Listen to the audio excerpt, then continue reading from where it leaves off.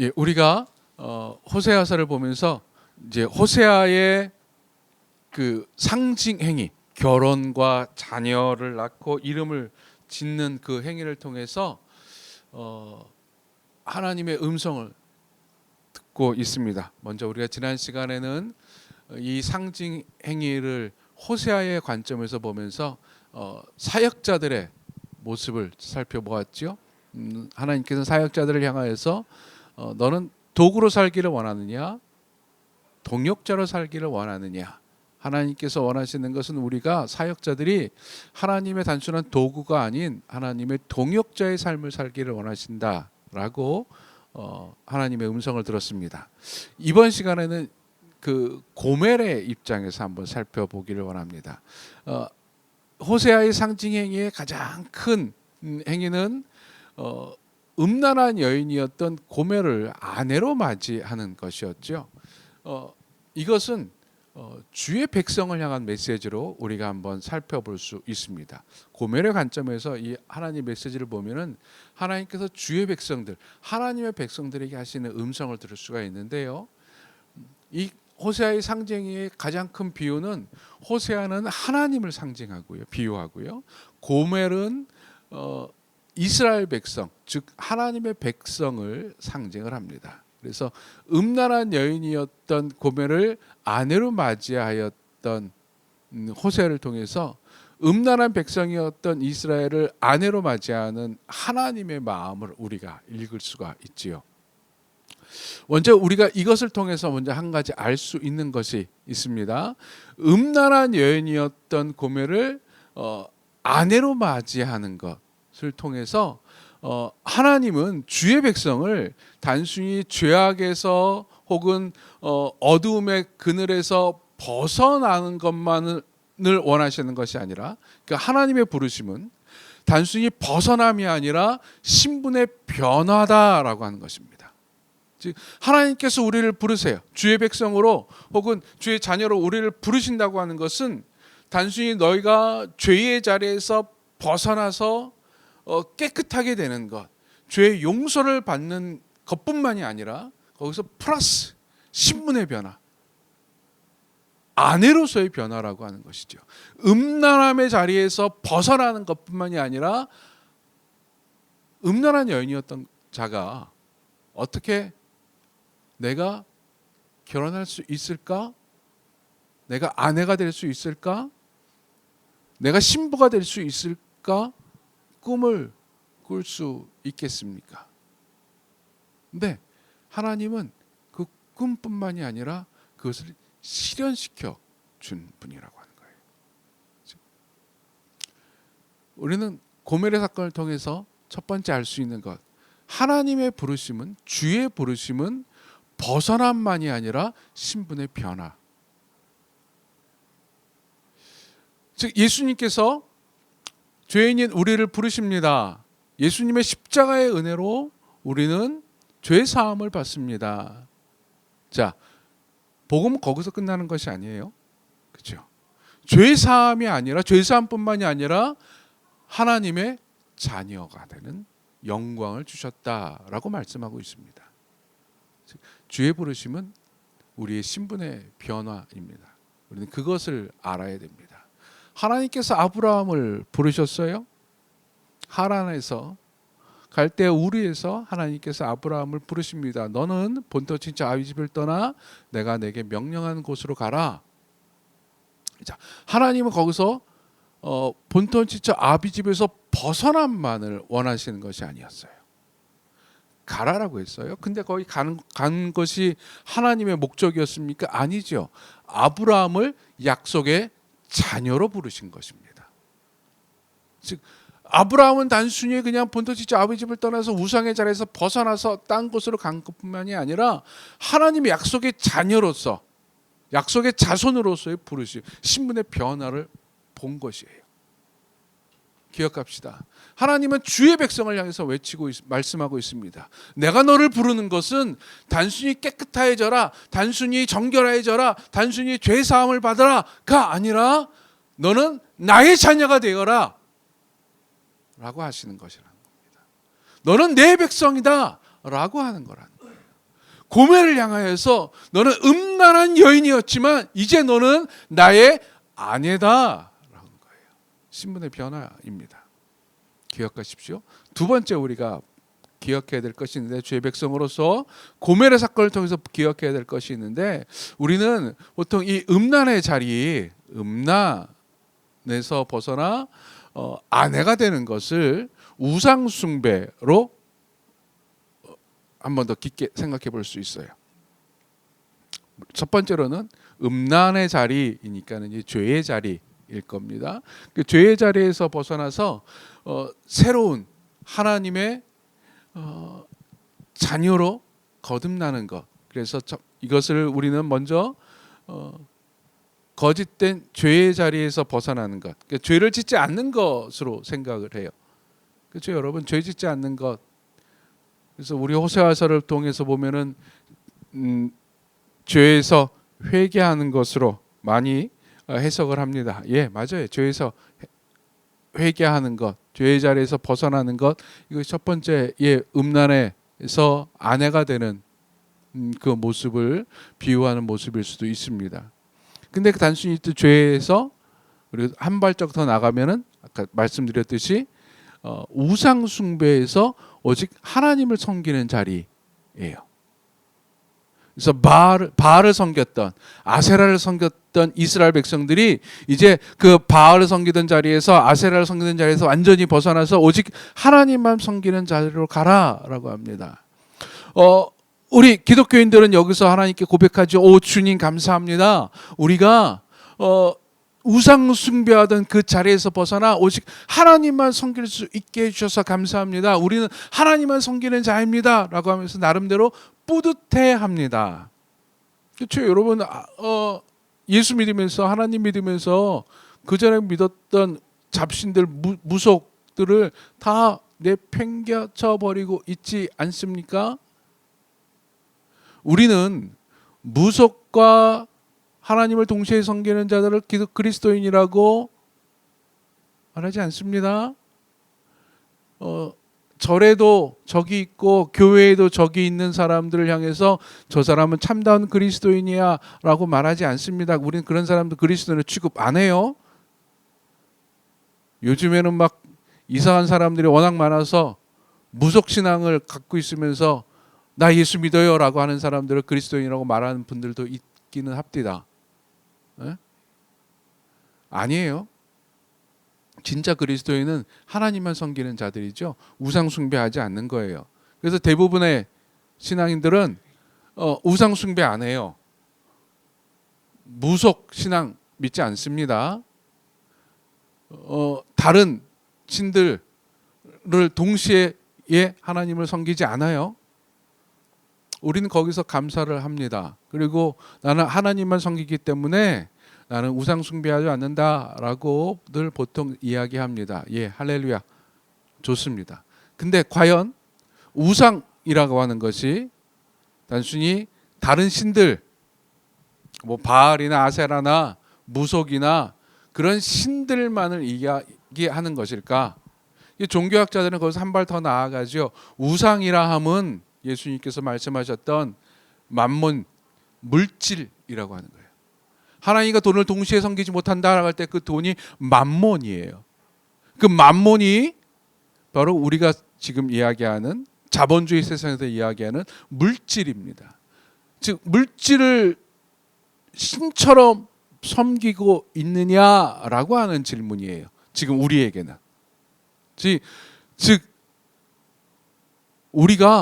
내가 하나님을 섬긴다고 하면서 물질을 섬기고 있다면, 물질을 쫓아가고 물질을 바라보고 있다면 물질이 모든 것을 다 해결해 주는 만능 열쇠야 라고 생각하고 있다면 그것은 내가 우상 숭배에 자리고 있다고 하는 것이고 음란한 여인이라고 하는 거예요.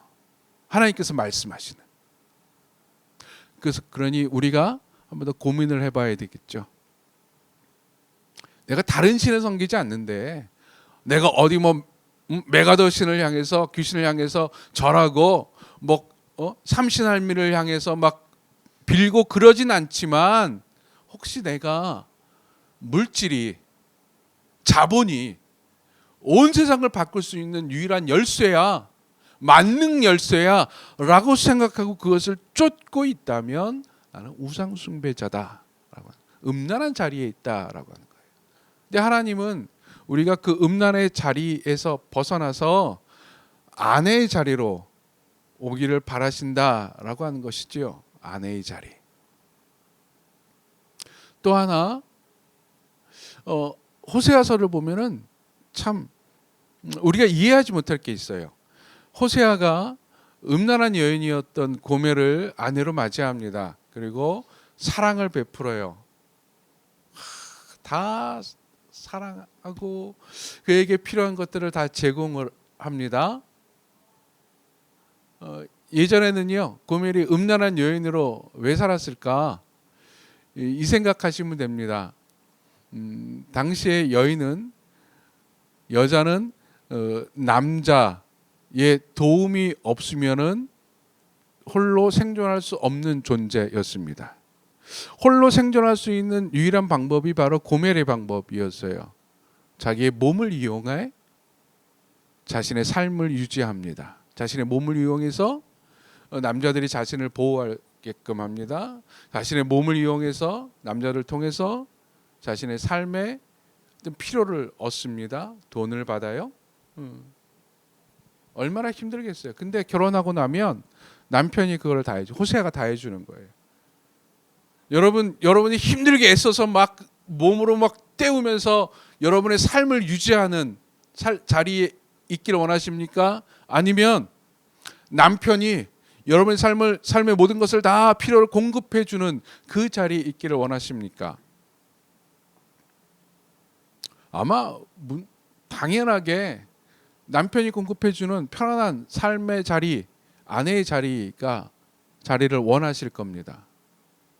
누구나 다 그렇게 생각해요. 근데 우리가 호세아서를 읽으면 이해가 안 되는 부분이 있어요.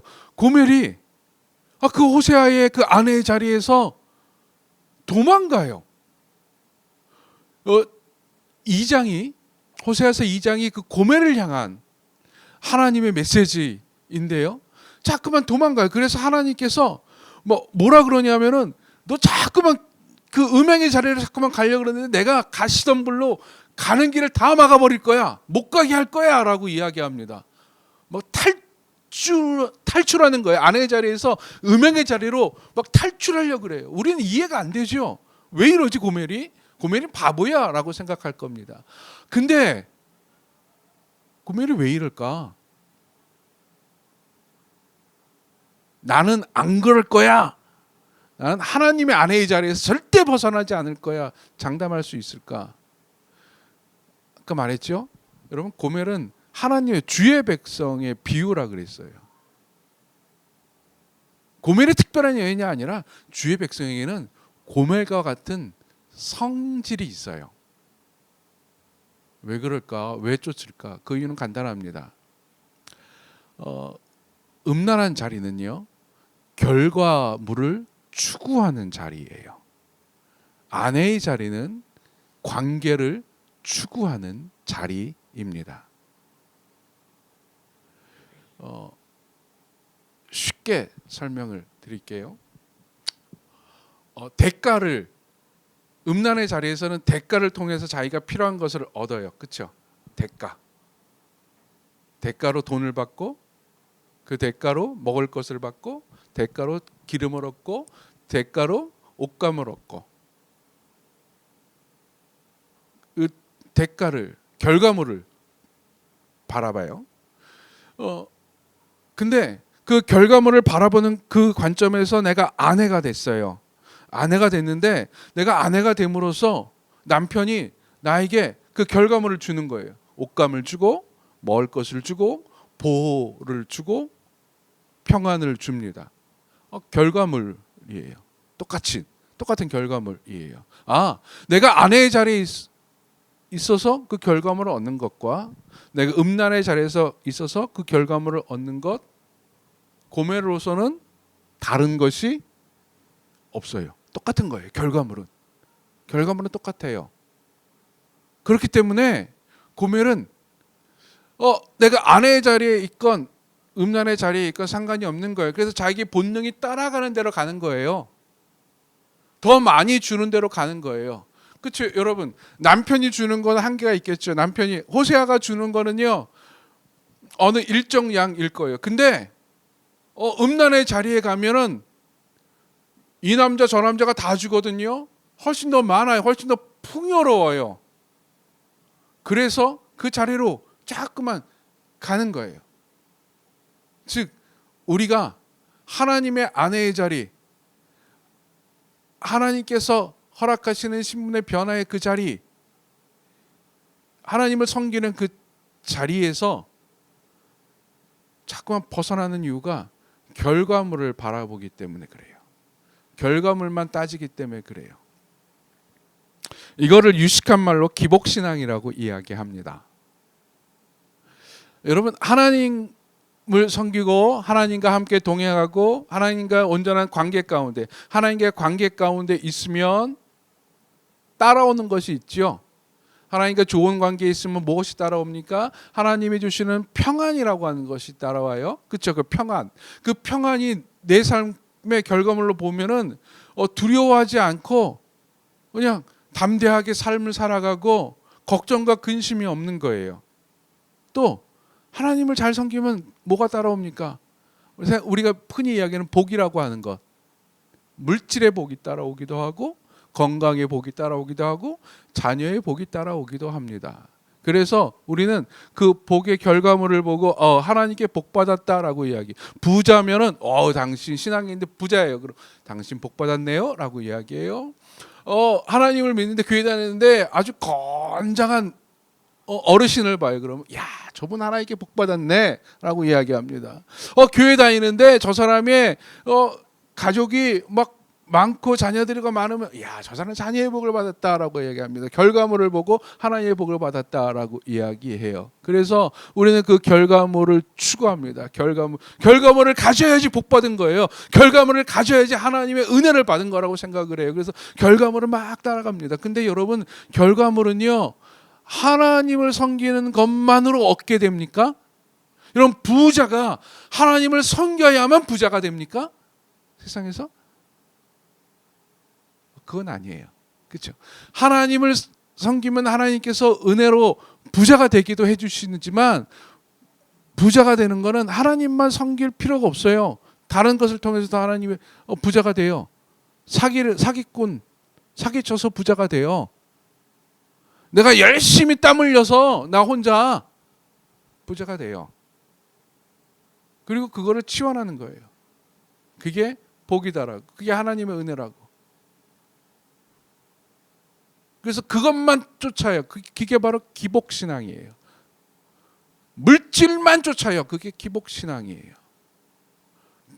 과정이 어떻든 결과가 그게 나오면은 다 복이라고 이야기하는 거예요.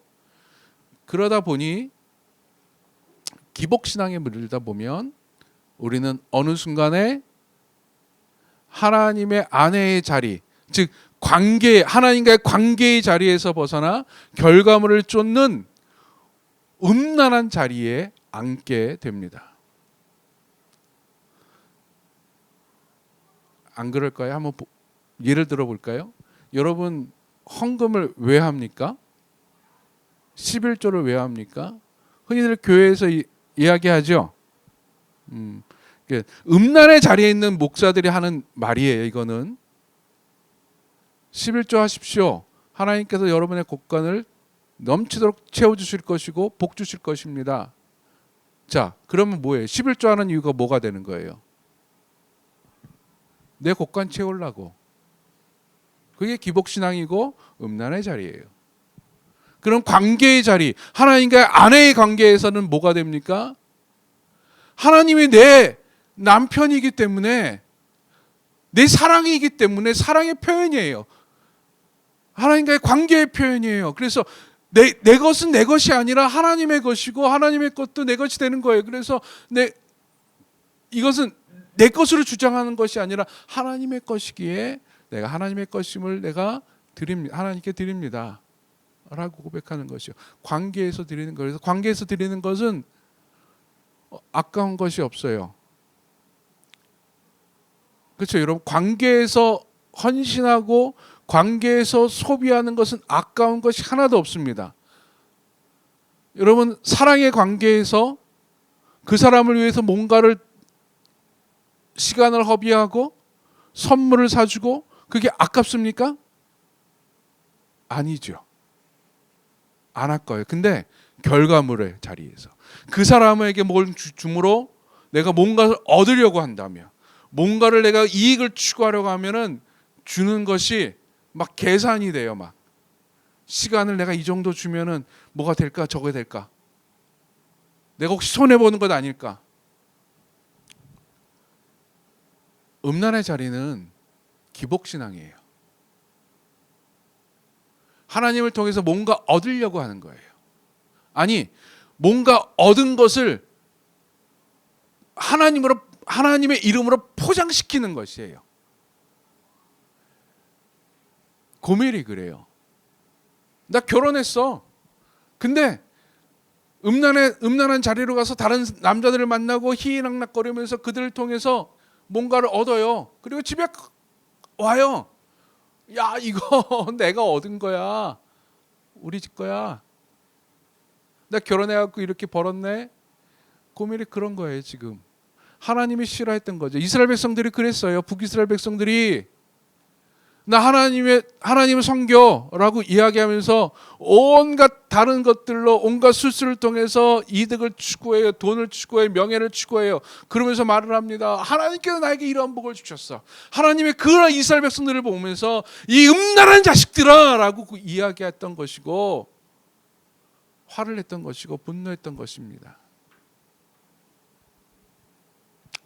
하나님은 고멜의 모습을 통해서 우리에게, 주의 백성들에게, 우리에게 말씀하고 있어요. 너는 단순히 벗어남의 자리에 있느냐, 아니면 신분의 변화의 그 자리에 앉아 있느냐.